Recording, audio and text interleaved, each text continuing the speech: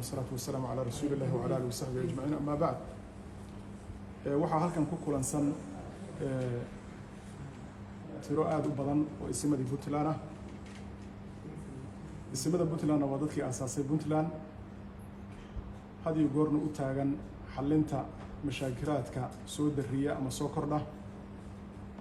Ayaga iyo siyaasiyiintu waxay ku kala duwan yihiin, waa loogu yimaadaa Puntland waana looga tagaa. mushkilada uu siyaasiga abuurana xalkooda iyaga ayaa loo diraa. reeraha isku reeqma ama isku baaba'a ama iscolaadiya, siyaasigu wuxuu soo abaabulaa in isimku uu xalkiisa raadiyo. mushkilo lamida mushkilaadka noocaas ah oo heer Puntland gaarsiisan ayaa isimada isu keentay. 2 jeer oo hadda ka horreysay oo tii dambeysay ay ahayd 2 habeen ka hor ayaa ay soo jeediyeen guddoon isimo oo ku aadan qaabkii marxaladda Puntland hadda ay ku jirto ee nin ku faraxsan aanu jirin hore looga sii socon lahaa. sidaynu ka warqabno, Puntland waxay ku jirtaa xaalad doorasho taasoo la rajeynayay inay la mid noqoto doorashooyinkii ka horreeyay oo kale. nasiib darre laakiin aan la isku waafaqsanayn. 5 sano ee la soo dhaafay, dowladda hadda noo dhisan waxaa caado u ahayd oo dowladii hore ay kaga duwanaatay hadba mashaakil ay abuurtay oo ay dhexda kaga tagtay iyadoo xalkiisii aysan helin inay isimadu ku qasbanaadeen inay hagaajiyaan. haddii laga soo bilaabo dagaalkii ka dhacay Boosaaso oo laga baaqsan karay, dagaalkii xigay ee ka dhacay Garowe oo laga baaqsan karay, caqabadda iyo carqaladda haatan taagan ee halista loogu jiro in dagaal kale uu qarxo waynu ka digayno. doorashadii ahayd oo la yiri qof iyo cod baa laga rabaa isu bedeli rabta qof iyo qori, waxaasoo idin xalkooda waxa uu yaalaa dadkan isimada ay meesha tan isugu yimid. maalinkii maanta ahaa waxaa la filayay inay soo baxaan xildhibaano ku matala Puntland 5 sano ee soo socota golaha xirdejinta ee Puntland.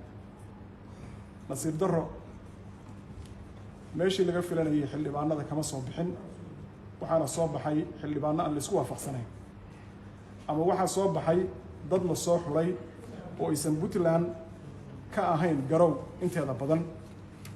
dacwadeeda iyo cabashadeedana tan iyo hadda daqiiqado ka hor halkan ay nala tiilay. waxaan ka soo jeedinaynaa marka 3 qodob. 3 qodob waxay khuseeyaan reer Puntland guud ahaan, gaar ahaan xildhibaanadii la soo xulay. waxaa kaloo ay khuseeyaan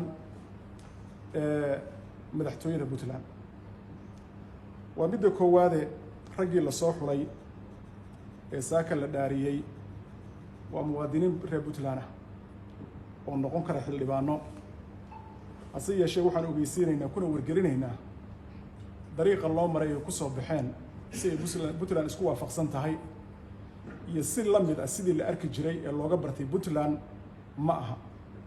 sidii xeerka iyo dhaqanka u ahayd ee dastuurkooda ku tiilayna ma aha.